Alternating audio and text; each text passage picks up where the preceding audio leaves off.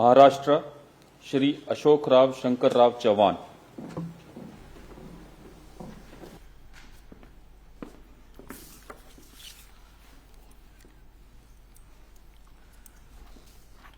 मी अशोकराव शंकरराव चव्हाण राज्यसभेचा सदस्य म्हणून निवडून आलो असल्याने ईश्वर साक्ष शपथ घेतो की कायद्याद्वारे स्थापित झाले आहे अशा भारतीय संविधानाबद्दल मी खरी श्रद्धा व निष्ठा बाळगीन, भारताची सार्वभौमता व एकात्मता उन्नत राखीन आणि आता जी कर्तव्य मी हाती घेणार आहे ती निष्ठापूर्वक पार पाडीन।